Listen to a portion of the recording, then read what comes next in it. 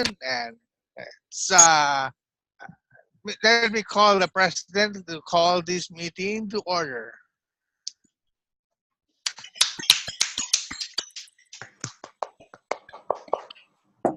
Thank you. I am the president of Witty Storytellers Online, and I welcome every one of you from all over the world. We have a very international audience today. Wonderful speech and great evaluators also. So let's begin with our first speech, poems read by Svetlana from Samarkand, all the way from Uzbekistan, where she lives now. Samarkand is one of the oldest cities in the crossroads between different civilizations and has been there for centuries or more. And she lives now there in a place where she was born, even if she lived long time also now before in England. She came to visit me. Going back. Can you tell the exact time you need? 12 to 15 minutes, but it might be less. 12 to 15 minutes. Mm-hmm. Can you show us, Zaldi, how you show the time? Okay, I'll have this as green, yellow, and red. Good. Michelle, what time is yours story? I'm sorry? What time? How long is your story? Oh, 5 to 7 minutes. It's 5 to 7 minutes. It's a project for Pathways. Connect with storytelling. Okay, and Graham also is 5 to 7 minutes. We need an evaluator for Michelle, and then we are rolling. I can do that if required, Madam Toastmaster. Zaldi, can I get you to mute your mic, because when you breathe, you take control.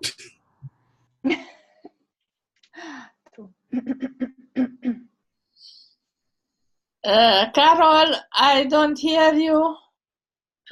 I was just saying to myself, that's better than telling him not to breathe. If it was telling for yourself, it's no problem. We are witty, we are storytellers, and let's begin. Svetlana, I am taking out my hat of president and putting my hat like Toastmaster of the meeting. Thank you.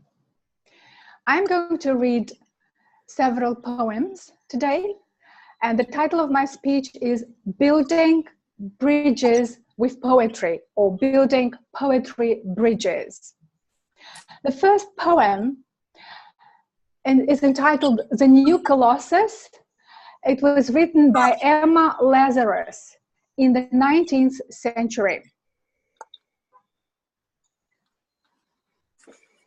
Not like the brazen giant of Greek fame, with conquering limbs astride from land to land, here at our sea-washed sunset gates shall stand a mighty woman with a torch, whose flame is the imprisoned lightning, and her name, Mother of Exiles, from her beacon hand glows worldwide welcome. Her mild eyes command the air-bridged harbor that twin cities frame. keep ancient lands. Your storied pomp, cries she with silent lips. Give me your tired, your poor, your huddled masses yearning to breathe free, the wretched refuse of your teeming shore. Send these, the homeless, tempest-tossed to me. I lift my lamp beside the golden door. The next poem was written by William Wordsworth, also in the 19th century, and the title of the poem is Daffodils. It is also one of the 10 top poems ever written in English. I wandered, lonely as a cloud that floats on high over vales and hills, when all at once I saw a crowd, a host of golden daffodils, beside the lake, beneath the trees, fluttering and dancing in the breeze, continuous as the stars that shine and twinkle on the Milky Way. They stretched in never-ending line along the margin of a bay. 10,000 saw I at a glance, tossing their heads in sprightly dance. The waves beside them danced, but they outdid the sparkling waves in glee. A poet could not but be gay. In such a jocund company, I gazed and gazed, but little thought what wealth the show to me had brought. For oft, when on my couch I lie in vacant or in pensive mood, they flash upon that inward eye, which is the bliss of solitude. And then my heart with pleasure fills and dances with the daffodils. And the next poem is entitled A Recipe. And it was written by a modern Russian poet, Andrei Golota. I chose this poem for recitation because it mentions April. So before April is over, I wanted you to hear it. Pour a shot of the April sky into crystal wine glasses and a handful of last year's snow, a breath of wind strolling a field, drops of dew from flower petals picked at sunrise. That is so easy, is it not? Try not to splash too much. A pinch of constellations for your taste, apple flowers for flavor, s'il vous plaît, a clove of joy and sadness, silence and white noise of the universe. Now sip the drink and see the taste, slowly, listening to the song of cicadas, and life will unfold like an ancient scroll. A hand will shake hand, solutions will come, the lost friends return. It's good to forget in order to recall, to break the circle of weakness. The next poem, also written by Andrei Golota, is devoted to spring flowers. Through the armor of the pavement, flowers pushing their way, their tender stalks like fingers pull apart the gloom of heavy plates. Out of forgotten petty seeds, out of oppressive darknesses, breaking through the narrow crevices, flowers are the soldiers of the spring. My translation. One more poem. The author of this poem is Boris Pasternak. The poem was written in the 20th century, and I translated it. By the way, this is a lime tree, which will be mentioned in the poem. I am aspiring to get to roots of all the matters in work, in search of road and discords of the heart, the essence of the days that passed, the reasons of the causes, to grounds and to stems, to their deepest cores, gripping the thread of destinies, events, developments, to live, to think, to sense, to love, and to reveal. If only I was capable, at least in part, of writing just 8 lines devoted to passion, of lawlessness, of sins, of chase and hiding, of accidental hasty touch, I would disclose secret of its nature, where it begins. I would repeat initial letters of all its names. I would lay poems, just like gardens, with veins trembling. My lime trees would blossom standing in single file. I would enclose in my poems the breath of roses, of mint and meadows, of sedge and hayfield and rolls of thunder. Just like Chopin, enclosed live magic of farms and parks and grooves and graves in his etudes, the pain and rejoice of the achieved triumph, the tension of the string in the hunter's bow. And the last poem, I am devoting the recitation to the Remembrance Day. And here is the background. The poem is entitled Ballad of Love, and it was written by Vysotsky, Vladimir Vysotsky. A few words about Vysotsky. Vysotsky's popularity in his lifetime superseded the ideological glamour of Lenin, the founder of the Soviet Union. Vysotsky died in 1980. One man with an original singing manner of stretching consonants, tearing his vocal cords as strings of his acoustic Russian guitar, Vysotsky was singing about personal freedom. His marketing strategy, as we would now call it, was to let anyone who wanted to listen, record, and share records do it without any restrictions. He went viral. He was literally in every home, in every neighborhood which had a shared tape recorder. According to the Russian National Institute of Opinion poll about iconic figures of the 20th century, held in 2010, 3 decades after his death, Vysotsky was placed second after Yuri Gagarin, the first man in space. The Ballad of Love is one of his many answers to why he is remembered so dearly. His songs were about living life as an expression of innermost, about true feelings which are stronger than the fear of death. In the process of translation, for me, this poem was also about people who died for causes which they held so dear to their hearts.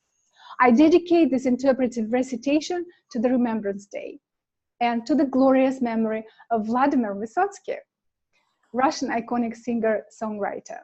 The Ballad of Love. When the waters of the flood returned to normal coastal lines, from foam of receding waves, the love stepped quietly onto the surface and then dissolved, diluted in the air until the Aeon times.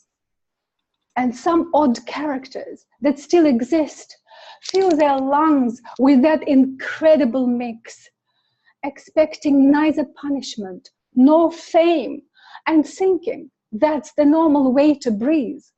They incidentally fall into rhythm with someone else's same uneven breathing. For lovers, I will make the beds of meadows and let them sing their songs in real and in dreams. I breathe, which means I love. I love, which means I live. There will be lots of traveling and rove. This land of love is greatest in the world. It tests the nights of love in ever rigorous manner, imposing distances, demanding separations, depriving them of peace, content, and sleep. However, these odd characters won't flinch from paying any price, will put their lives in danger to keep the magic, an invisible link, the thread that tied them up together. The pure winds of change would intoxicate them, would sweep them off their feet and resurrect. Because without love, the life would be a waste, and breath would be a waste without love. However, lots of them who choked with love, went to eternal silence, will not respond no matter how we cry. The idle talk and gossip will recount them, but that narration will be soaked in blood. And we will burn the candles for the heroes who died of this unprecedented love. Their souls shall roam forever in the flowers. Their voices shall be destined to sing in tune. They breathe the shared breath of the eternal, and they will date with sigh on their lips, on frail bridges, passages and fords, on narrow crossroads of the universe. For lovers, I will make the beds of meadows and let them sing their songs in real and in dreams. I breathe, which means I love. I love, which means I live. Thank you. Thank you for listening.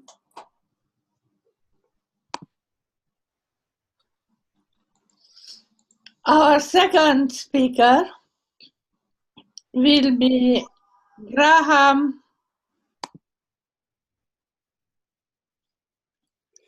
and he will be speaking from CC8, Getting Comfortable with Visual Aids. And virtually all the images he will show us are the ones who he's taken on his travel. The name of the speech is We Will Remember Them, which is very appropriate, being delivered today, because it is Anzac Day in Australia, the day when Australian and New Zealanders pay tribute to those who have fought for their country.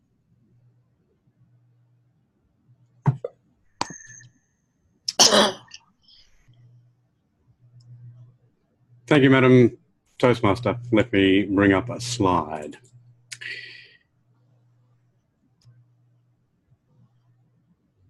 Madam Toastmaster, guests, members, I still choke up when I think about it, even all these years later. Hundreds of plaques, each one representing a young life snuffed out, building a railway that their countrymen and allies would have bombed out of existence in any case. Scores of names on a wall, memorialising the men who died as their ship sank without warning after that sneak attack on Pearl Harbor. Thin planks of wood that were the pallets of prisoners facing starvation, privation, deprivation, distress, and death. Whenever I travel, ladies and gentlemen, I seek out those places of reflection which honour those who have fought and died for their countries. And each time we visit a war memorial, a cemetery, a place of reflection, I've grieved at the waste, the loss, the shedding of precious blood. And yet I go whenever we travel. Why? Because, ladies and gentlemen, as the Ode to the Fallen says, we will remember them. The men and women who are memorialised this way died so that we could have the chance for freedom. They gave up their freedom to ensure ours. At Kanchanaburi in Thailand, we allocated a day to travel by bus from Bangkok up to pay our respects to those who had died building the Burma Railway. We visited the museum near the bridge on the River Kwai to see how POWs from Australia and Britain and other allied nations lived and died, forced to build a rail line that would only have helped their tormentors if it had ever been completed. I stood amongst the gravestones in the nearby war cemetery, reflecting that all of these men had died so very young. In fact, almost all of them were below the age of my eldest child at the time. And I freely admit, I cried. I wept as well as we stood above the watery grave that was the USS Arizona, one of the ships destroyed in 1941, when wave after wave after wave of planes flew over, dropping their cargo of death and destruction. Elsewhere in Hawaii, we paid our respects at the National Memorial of the Cemetery of the Pacific. Now, this is the final resting place to 34,000 men and women who served and died for their country. Here in Australia, we visited the war memorials in Canberra, in Sydney, at home here in Brisbane, yet I don't know any of those who are actually being memorialised. Oh, yes, I had an uncle who was a prisoner of war, that's true, and I had a father who spent 2 decades and more in the Navy, but I have no direct connection with the dead whose names we see listed. So why do we keep going? Well, a more important question is, how could we not? I have a life that is truly blessed. I live in a time when it is possible for me to travel for leisure in a way that my forebears could not have even imagined. I have a lifestyle that is only possible because the society I live in is free and open, and I have to tell you, it is remarkably wealthy. But that lifestyle, that society, those benefits have all extracted a price. It's a price that I haven't had to pay, but those that have gone before me did so. I was reminded of this as I stood and waited for a train that was going to take us along part of that infamous Burma railway that I spoke about. We're at a village called Wang Po, and I'd just been examining the railroad track, reflecting that each single sleeper along that length of line represented the life of an Allied POW or a Thai indentured slave or a Burmese peasant press-ganged into servitude. And then I heard a giggle as a young Thai child, her mum and dad, passed me on a motor scooter that had been transformed into a motor vehicle. You see these all over Asia. And it struck me then that those who had died fighting Japanese aggression had won in the end, but they'd won not only the war, they had won the peace as well, transforming the societies of those occupied countries and of Japan itself by their sacrifice. And that is something worth remembering, ladies and gentlemen. I hope beyond hope that we don't allow ourselves to once again fall prey to the old hatreds, that we actually learn from the lessons of history, because those magnificent men and women deserve to have their sacrifice mean something. Oh no, I'm not some sort of Pollyanna who thinks that armed conflict is always unavoidable. We can't just sit around singing Kumbaya and everything will be all right. It doesn't work that way, I know. I recognise sometimes the sharp edge of the sword is needed to sever the Gordian knot of international relations. But I implore you, ladies and gentlemen, don't let voices of hatred and of prejudice blind you to alternatives when terror raises its head. But that's an issue for another day, ladies and gentlemen. Today, it's Anzac Day, and a day to say thank you. I'd like to introduce you to Marge and Brian Cairns. Yes, they were my parents. They're both gone now, but they put their lives on hold and even on the line in the service of their nation. So to my mum and dad, and to everyone else who's put on a uniform and given their country a blank cheque of their lives, today is a day to say thank you. We will remember you, lest we forget. Madam Toastmaster.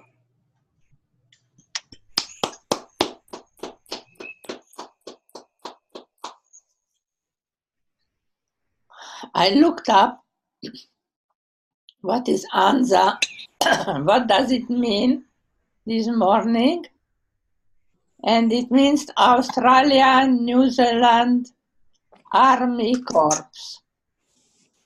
And I read a poem which is on my Facebook page, which is a poem written about remembering those young soldiers. And I was almost in alarms. I think our club is an example of worldwide friendliness, because we are here for so many origins and countries.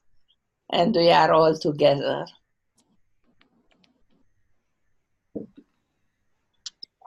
Now I would like to introduce Michelle Albalim, who is telling us an entertaining story from the new humorous path with a title. Michelle, what is your title? Oh, sorry. I put it in the agenda. It's of trains and planes. Of trains and things. No, of trains. Well, actually, of planes and trains. Planes and trains. Okay. I cannot open my other things today in this meeting because I am recording my screen, and if I open anything else, it will be in our recording. So excuse me, that is why I don't ask and open also the chat. Michelle Albalim, let us, after crying, laugh a little bit. Because life has to prevail.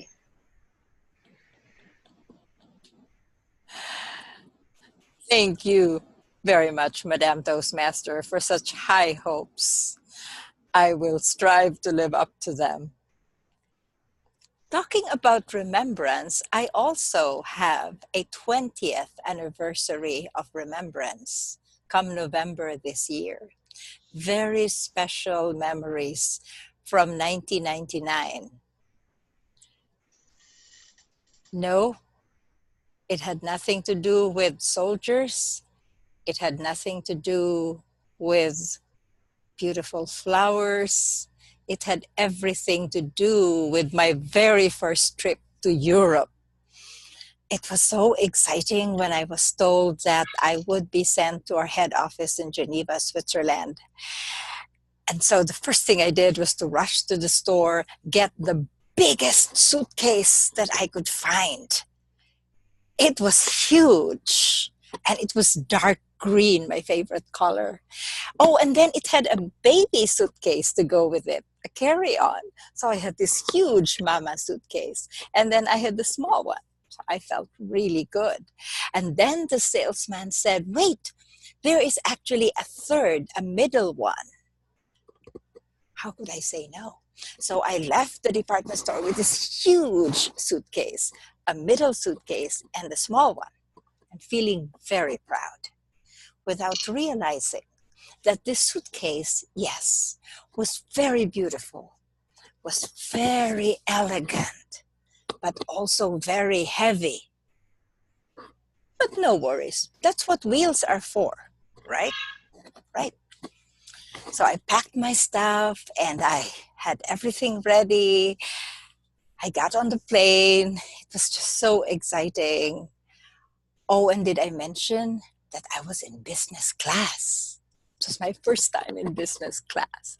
So I was sitting back in business class, and then pretty soon the stewardess came around and handed me this tray that had a beautiful green piece of paper on top of it. I was thinking, wow, they even know what my favorite color is. This is amazing. So I started to open up my tray, and the two people beside me, they didn't have their tray yet. But I figured, hey, they're men.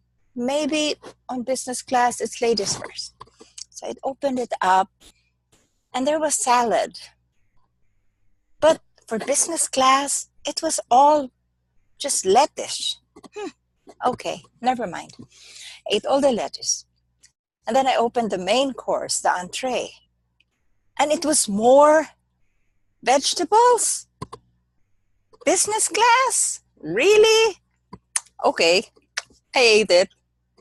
And then I was about to open the little dessert thing, and I noticed the man beside me was staring at me in horror.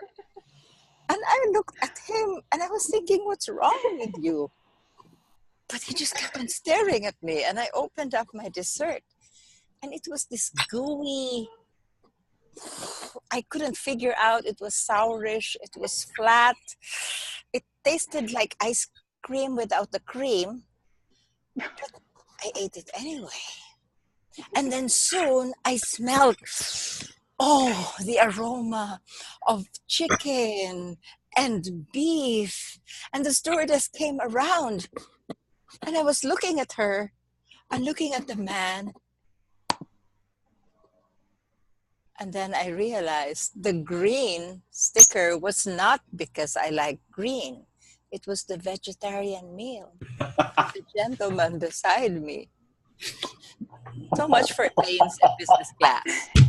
So we didn't have too much other drama on the plane. Oh, there was actually more, but I will save that for another story. But I want to tell you now, when I got to the train platform and I was dragging my beautiful suitcase. Yes, it had wheels until I got to the train platform.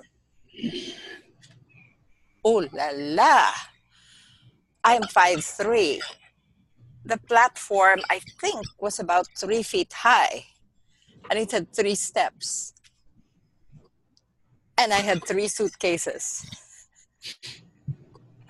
So I literally stood there trying to grow a third arm, which was not cooperating. And finally, when I heard the train go, tuk, tuk, tuk, tuk, it was about to go, I just got desperate. I lifted the heaviest one, threw it on board, lifted the second one and threw it, grabbed the third one, and got pushed from behind by a helpful, I will believe he was a helpful stranger. Anyway, I got pushed from behind. I got on the train. What a relief. So after all this chaos and all this stress, I need to take off my shoes, my boots actually, because I need to relax. So I did. I took off my boots, put my feet up on the seat across me, which was fortunately empty. So I was relaxing there, thinking, oh, this is such a beautiful trip. I am on a train. I am heading towards Switzerland. Oh. And then the train stopped, the door opened, and there was this tall young man standing at the door, staring at my feet. This was so embarrassing. He was so nicely dressed, and I had my feet on the opposite seat. So I pulled my feet down, but he continued to stare at my feet. And so I tried to tuck my feet in and quickly put it inside and put my boots on. But he was still staring at my feet. This was a very strange experience. And I know this is supposed to be a humorous story, but I will leave you with a cliffhanger. You will have to figure out the ending or the sequel to the staring at the feet by this tall, very charming, very elegant young man. Back to you, Madame Toastmaster.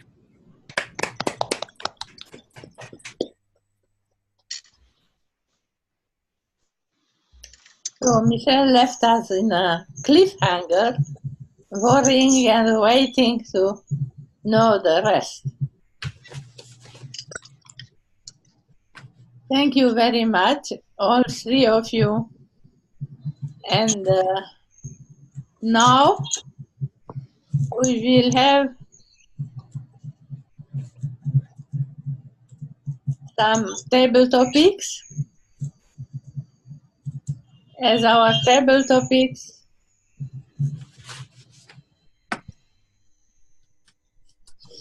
Master didn't arrive. Anyone want to be table topic master between you?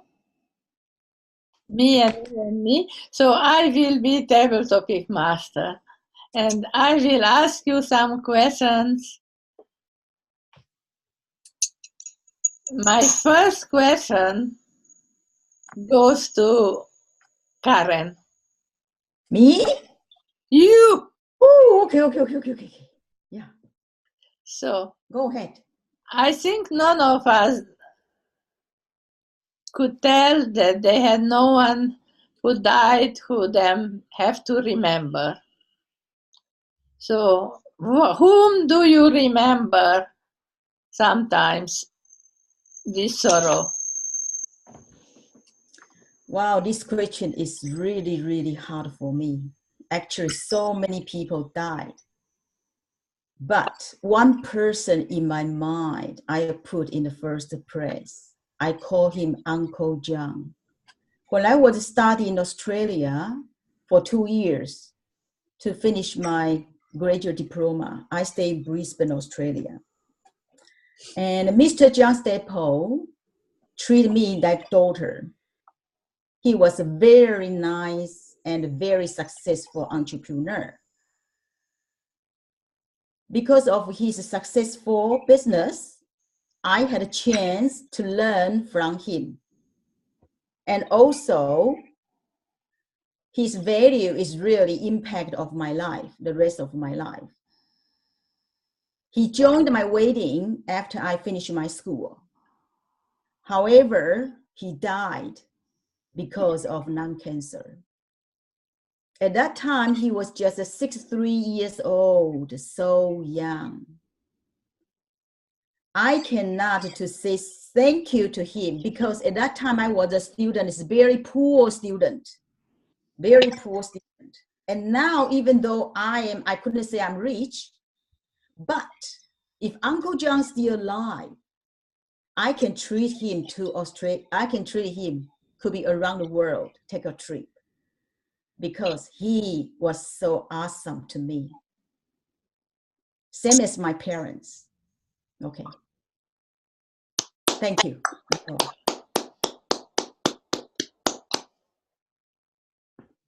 The next question goes to Evia, who is now in Iceland but is native of Latvia. So my question to you would be, who are your heroes? Who do you remember with sometimes pleasure, sometimes sorrow? For me, it's really fresh memories, as my grandmother passed away recently. So that's, for me, is a really painful thing even now because it's happened so recently. And I remember her as the most loving person because she was always there for me when I grew up. We lived in the same village, and this one specific memory that I remember is when I was in primary school. My mom was the only one who was raising me and my sister, and we didn't have much money. I remember that. And I was going to school one day, and it was already a fall, so it was getting a little bit cold outside. And I came home, and before I went home, I went to visit my grandmother, and she saw the jacket I had on my back. And I remember her telling me that I need a new one. I need a new one because it's getting cold outside.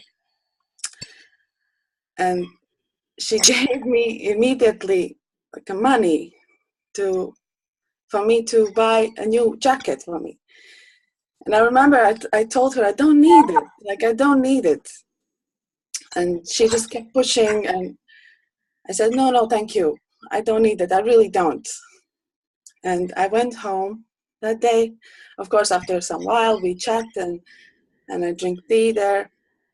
I went home, and the next day, I remember I came home from school, and it was a small envelope and a small card inside, like a sweet message that she really loves me and wants me to look nice and warm during the fall and winter, and inside was still money.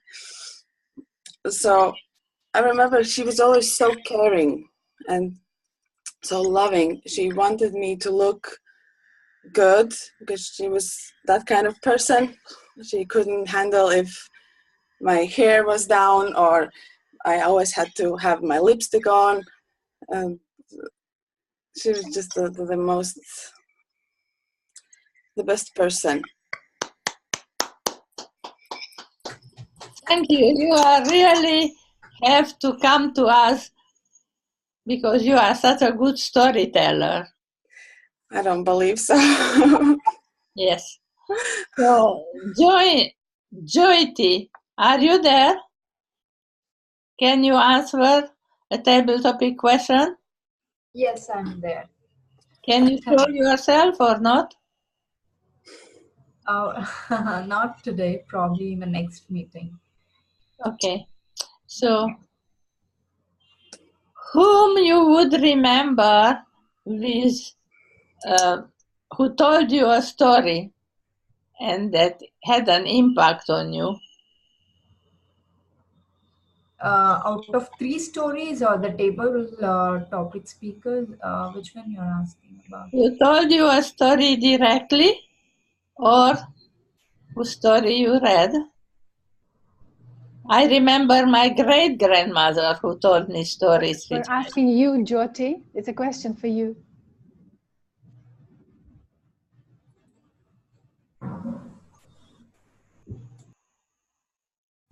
Jyoti, it's a question for you. Can you answer it? Yeah. Yes. So I remember my father telling stories, too many stories, like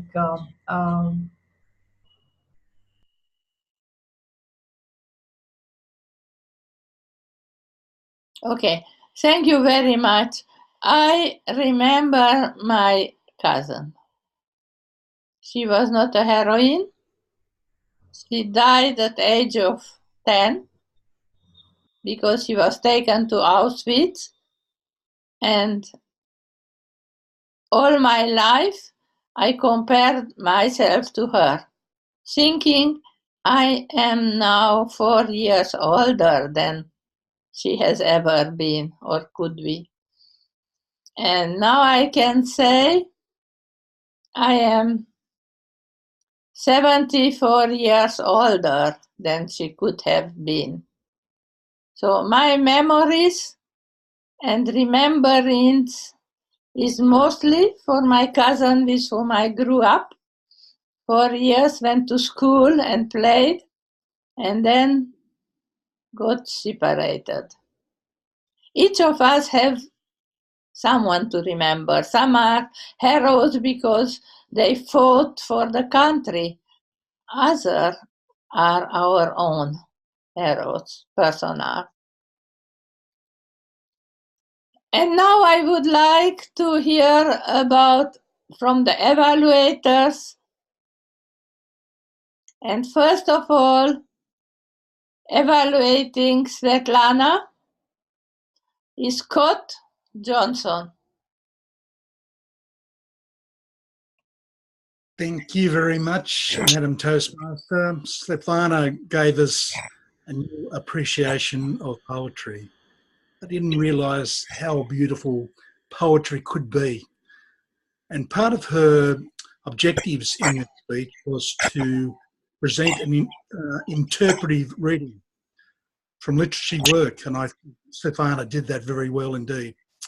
And one thing I really liked, I liked all the change of sceneries in the background as she developed the different poems, and you could see the emotion on the face. So really didn't really need much hand gestures because all the face gestures actually gave it, and it was a definitive work because you could see the passion and the understanding, and part of, in my opinion, a part of reciting a good poem is to have that passion and that understanding of what the poem actually means, and I think you did that well. A point for improvement, I think, if you'd just slowed down a little bit and maybe paused a bit we could have really, it could have really impacted. But I thought you followed all the objectives. You did exceptionally well, and I really, you feel like if you were actually in those poems, the 6 poems, you feel like you were really just taken in, and you felt like as if you were there. And I really liked also the explanation of the poem, the 6th poem, the Ballad of Love, because she gave us some understanding of what the poem was all about. But I thought you did a magnificent job. You really showed your emotion, and you could see that you understood the poem, and you were telling us that my point for improvement is maybe to slow down, just pause, so we can let the beauty of poetry sink into our minds, and we can really understand it a little bit better. But congratulations on interpretive reading of poems. I have a new appreciation of poems, and I'm sure everybody else that's here today would be thinking the same thing. Madam Toastmaster.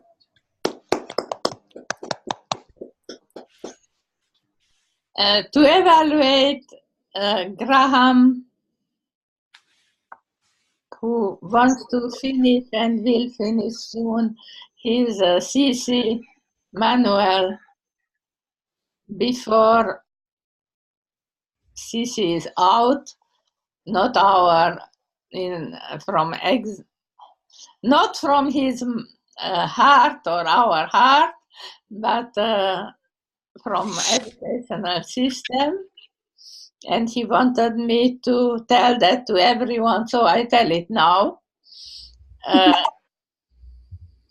Is Carol also from Australia? Thank you, Madam Toastmaster. It's my very great pleasure to evaluate a professional speaker such as Graham. We all know and love the sound of your voice, Graham, and you use it so well in your speeches. I think you must have done some radio work at some stage. I love this story, and it was most evocative, especially in the way you showed your slides in the opening scenes. We could all relate to the loss in the different places that you showed us. And you use such wonderful alliteration with repetitive words with shun at the end, like deprivation and reflection. I thought that was a very skillful tool that you put to work. Your vocal style is always confident and reverent in this case. The title was ideal. We will remember them. One point of improvement, and I'm not sure how you would think about this, but you are so passionate, and when we hear your voice in the upper registers, it really effuses from you. What I'd like to see you do in some of the parts of your story is to come back, to lower your tone, slow down your voice, and to have a more resonant and reverent feel to what we were seeing on the screen, especially that picture of yourself at the graveside and remembering all of those young soldiers who were below the age of your eldest child. That reminded me of the song and the poem, also an Australian one, called I Was Only 19. And some of us know of it, and others might go and look it up, because that was a very poignant passage in your speech today. I thought your messages were really strong, and they were enhanced by the images on your slides. Now, I'm a great PowerPoint slide person, as you know. It's my favourite thing. I find sometimes that it helps if you've got a little bit of transition between slides and possibly some animation, very light, but zooming in so that we get a better picture of someone in the focal point of your slide would help increase the engagement with your audience. It was a wonderful speech with a wonderful conclusion. I couldn't have said it better when you closed with images of mum and dad cans to say how you remember them and a call to action for us so that we do not forget. Thank you, Graham, for an exceptional speech today.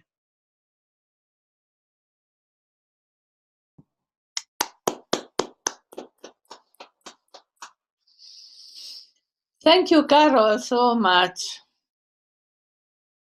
And before we have evaluations on Michelle, I want to tell that I went once to Latvia and wanted to go to the seaside, and I was already old and found stairs which was high like this, not easy to go up.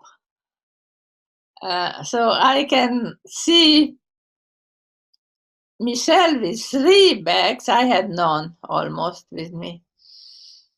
And now we will go to the third evaluator who dedicated himself to evaluate Michelle, even as he has spoken just before. Graham Kerr. Thank you.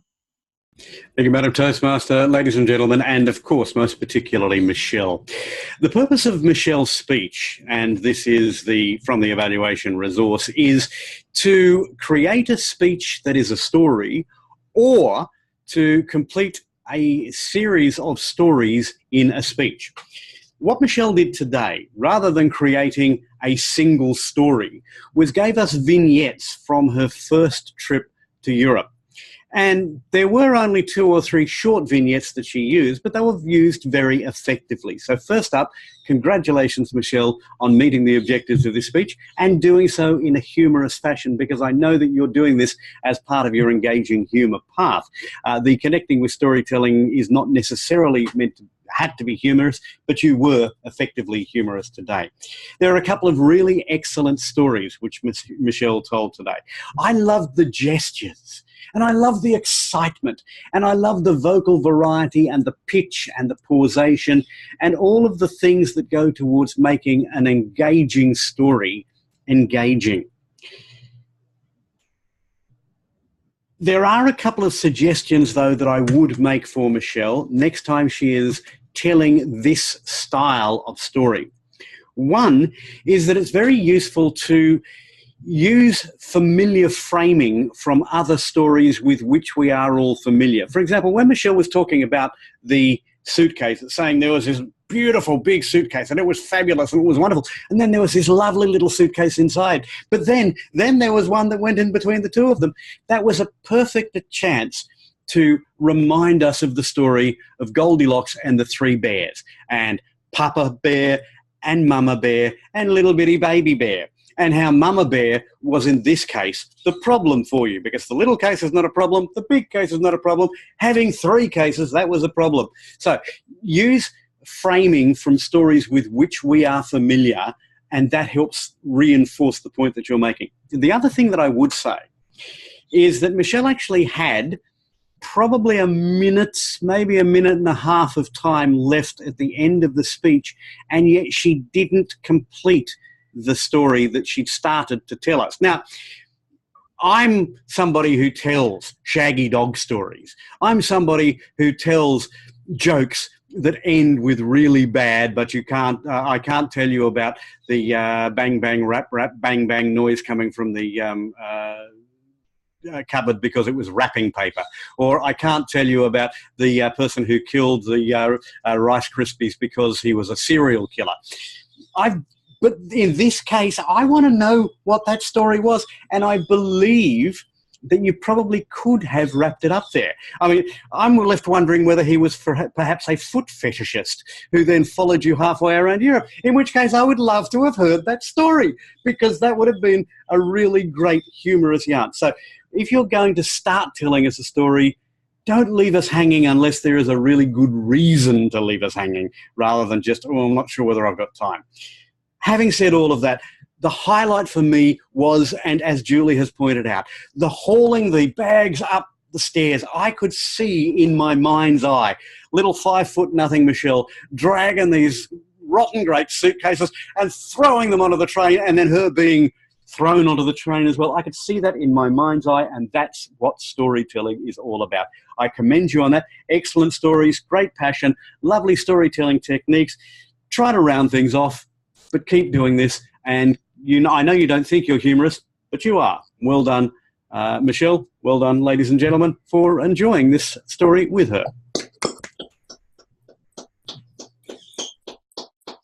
Before we go to the general evaluation of Tiger, I would like to ask Zaldi to tell us how we did with the timing of the story. Okay, for Svetlana and Graham, I got disconnected, so I don't know the exact time, but for Svetlana, I'm sure it is well within the time. We had a 15-minute limit, and for Graham, same thing. Michelle went 6 minutes and 47 seconds. For the table topics, Karen went 1 minute and 40. Evia went 2 minutes and 55. And I think I forgot to time somebody else because I only have 2. And Scott, for his evaluation, went 2 minutes and 30 seconds. Carol went 3 minutes and 18 seconds. And Graham went 3 minutes and 49 seconds. Thank you So very back to you. much, Zaldi. I want to point out that I heard it was an earthquake in Philippines. Yes. But Zaldi is still here with us. So, and I am very happy that you are here and that nothing happened so bad like I feared when I heard it. We have friends all over the world. And I also wanted to point out that we are also in all parts of the world wars, because some from Australia speaks about fighting with Japan, and now we are friends, and some from England would be fighting Austro-Hungarians, and I am here, and my grandfather fought in First World War, or at least made bridges, like build bridges, like Svetlana told, and we are all here together, loving each other now. And I hope our children also will follow, and we will have no more wars from each other. And now I would like to hear, Tiger, your evaluation of our meeting. Thank you, Ms. Toastmaster. So what a great meeting. The speeches were all done very well. All three of you, obviously very experienced speakers. You're very well prepared. The content, it's kind of ironic because they're really three very separate speeches, but if you really stop and think about it, they kind of connect in that Graham was speaking about what people have done to create freedom. Michelle's talking about traveling the world, which obviously if it weren't for freedom, we would not be able to do that. And Svetlana is using poetry from around the world. And I just find that connection very cool. The visuals, Svetlana, just excellent visuals. Graham, again, very, very good visuals. My most impressive part, I believe, my opinion, the most impressive part of the meeting were the evaluations. 3 total professional evaluation. First of all, told us about what they liked. In all three speeches, obviously, there was a lot to like, but all three evaluators did an excellent job of giving experienced speakers good ideas on how to improve. That's difficult to do sometimes. I really like, you hear sometimes, well, you know, it was a great speech and I really don't know what to tell you to do better. And that's really not helpful for anybody. So just exceptionally good speeches, exceptionally good evaluations, the topics, very good questions. And the other thing that really impressed me is that every single person here had a major contribution to the meeting. Nobody got left out. Everybody had a significant say in the meeting. We had a wonderful guest, and I appreciate the table topic master including our two guests in the table topics. So thank you very much, everybody. Back to you, Ms. Toastmaster.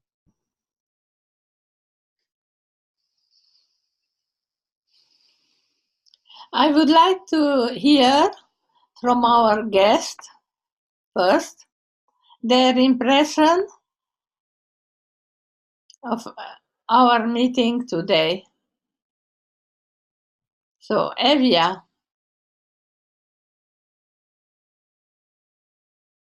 unmute yourself, please. Oh, sorry. So first of all, it was really lovely to meet you all. And yeah, as you know, this was my first time and this is something completely new. And it was actually a really nice experience. So yeah, and the stories were really like also emotional and with the humor as well. So there's something of everything. And yeah, I probably will look into this meetings in the future as well. So it was generally, it was really nice and nice way to start the day, at least for me. Hope you will come back. Probably I will. Thank you. Karen? Actually, I'm not really new, okay? Because I joined the online, now it's the third time. I already joined Monday, okay? And tonight this meeting is a little bit late for me. However, as I see people around the world in the screen, wow, we are family. Okay, it's very interesting and very impressive. I like it. I may join if my schedule is okay. Thank you, Julie, for giving me the time to have the table topic. Thank you very much. Come back when you can. We will be happy if you can join, of course. Jyoti, can you speak? Yes, I can speak.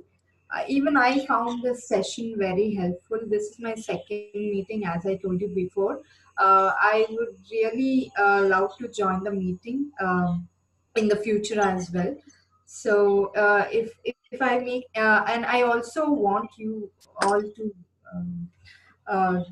evaluate on my speech. I did not get a chance to speak so far. So hopefully I get in future if I get any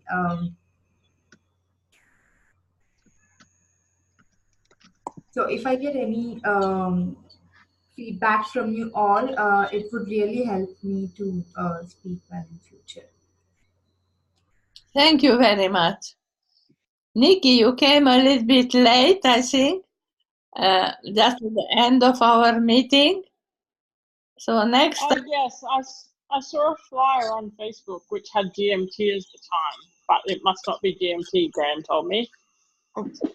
No, it's apparently, yes, I noticed, I did the same thing. It's the flyer should have been BST rather than GMT, which means, of course, that, you know, anyway. But next week you're welcome, or in a fortnight. No, that'll be that'll be at our conference, won't it?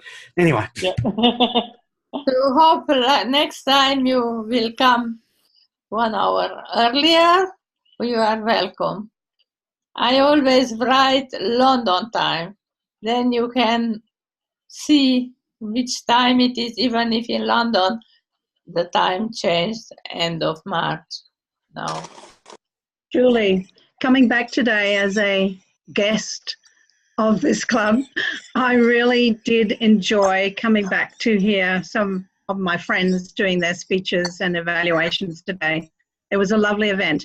I was desperate, though, to answer a table topics question, and I never got a chance to, because today is a very special day, not only because it's Anzac Day and we commemorate those we've lost in Australia and New Zealand, it was also my father's birthday.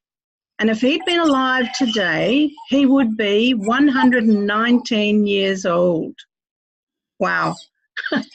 And of course, today, some of my writing was about him. But I love coming to hear the stories here. Thank you for having me. Do you want to tell us more about him now? Oh, really? Okay.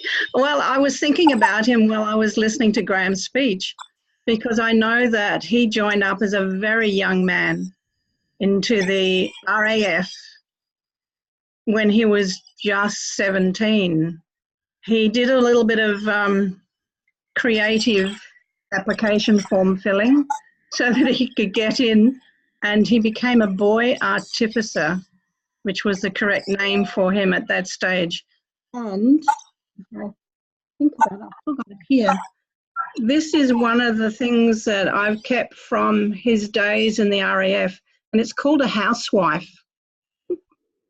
Inside it is needles and buttons and threads that they used to do their repairs on their uniform. So it's quite old now. So it's about a, well, gee, it's over, when did he have it? In 1920. So what does that make it? It's nearly 100 years old. So that's a little bit about my dad. His name was Cecil. Thank you. Cecil Henry Allery. Thank you very much, Carol. Zaldi, I didn't ask you a table topic question, and I should have. It's okay. Do you would like to speak about someone you remember? Well, not really. Okay. But I can speak about some memories. Like you brought up that we had an earthquake. So I just remember that very first earthquake I experienced way back 1968 when I was just very small. And it was a very strong earthquake, intensity 9, and there was one building that was toppled to the ground. So it was so strong, it was like you're inside Starship Enterprise and getting hit by enemy fire. So you go. So that's one of my, probably, my earliest memory, the earthquake, the 1968 earthquake. So back to you, Julie. Thank you. I remember Emperor online meeting, which was just 2 days after the flood, and I was so proud that I finished the pass and was speaking about it, and there came a young girl who was the first time or second time online, and she showed us pictures of the flood and the water, how everything around her was in water, and she was with iPhone filming it. And she was online already 2 days after what happened, and in her office has been everything upset. You remember, Svetlana? Svetlana, we will finish in my opinion, let's finish that official meeting and do the forward planning, and then some business discussions.